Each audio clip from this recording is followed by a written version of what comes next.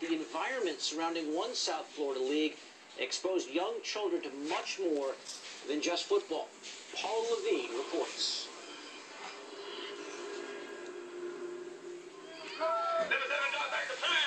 This is youth football, where teamwork and having fun are the virtues of the sport. But in the South Florida Youth Football League, made up of 30,000 kids ages 5 to 15, there is a more sinister element: gambling. I was a kid. I didn't know what was going on. Rob Glover started playing in the league in 1997 when he was 9. He became a star running back, and people off the field began to take notice. Rob says he was being paid to play youth football, sometimes in the thousands after a good game. People who don't know me just want to give me all kind of cash and stuff, you know. It was good at the time, but now I know it's a bad thing to do. What Rob didn't know was that the money was a payoff from men who had won bets on his performance. Former players, parents, and coaches told Outside the Lines stories of kids getting hundreds of dollars to make individual plays. To determine the extent of this behavior, we attended dozens of games in the South Florida League last fall and witnessed gambling firsthand. Oh, he got in!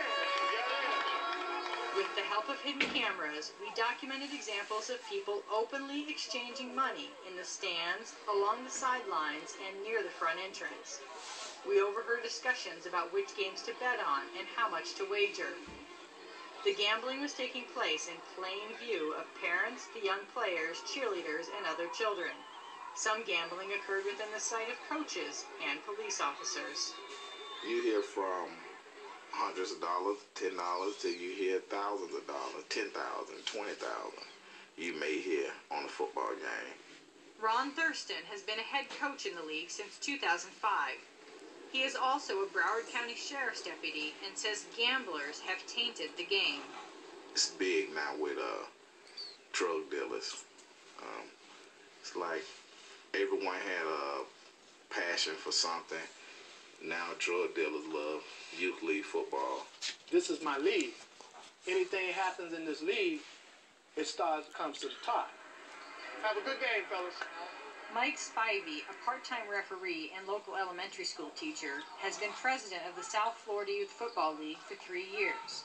He told us he wasn't aware that gambling was a problem at league games, but then we showed him our video. It's just bad for the other fans that are there, that's there to have a good time.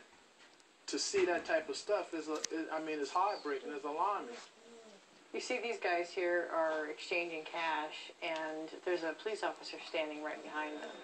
What does it tell you that they are engaged in this activity right in front of an officer? I really have a problem with that, seeing this now with a police officer standing right there and seeing this type of activity going on right here. Something needs to be done. We showed our video to Fort Lauderdale Police Chief Franklin Adderley. This type of open behavior is unacceptable. It should not be in a crowd where you have young kids participating in a sport. Busy monitoring other activity in the stands, which can get rough as the crowd builds. Regardless, place for gambling in youth football. I think it's a bad message to the kids. And I don't think that that's something that we should ignore, and I don't think that's something that we should. Who is most responsible for addressing this? I think it's the parents that have their kids participating in the games. I think it's the kids. I think it's the coaches. I think it's the league officials. More importantly, it's the people that attend the games, that are seeing this activity, and no one has done anything about it. I think collectively, we're all at fault. But Coach Ron Thurston says some parents may already be compromised. Those parents may have taken money from gamblers who are recruiting their sons in an attempt to stack the teams on which the gamblers bet. Thurston says he lost one player after the boy's mother told him another team offered her $3,500 for her son. Parents selling kids to the highest bidder. It's not just to college, to Cam Newton. They're doing that from pee-wees to the 160-pound level. Ages 5 to 15.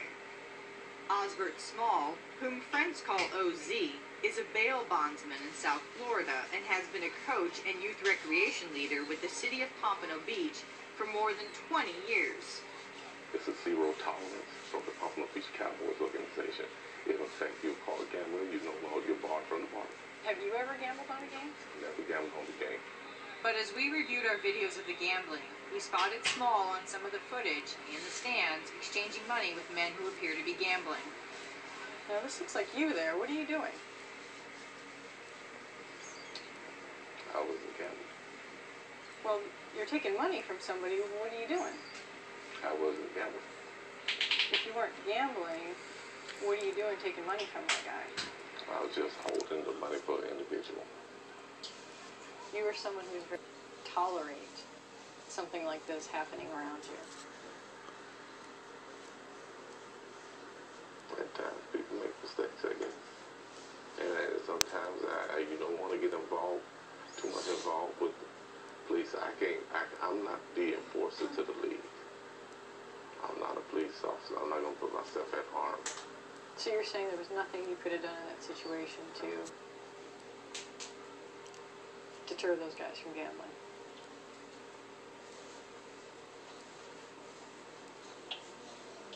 Maybe I probably could have said something that deterred them from coming around me. But as far as that gambling goes, they were gonna do it.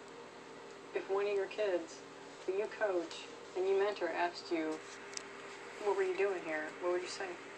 I said I made a mistake. One of Small's former players is Rob Glover, who took money from gamblers as a boy. When we last caught up with Rob, he was at a court hearing for a probation violation. Upon his release from jail, Rob says he plans to spend more time coaching his 6-year-old son and working on overcoming his past.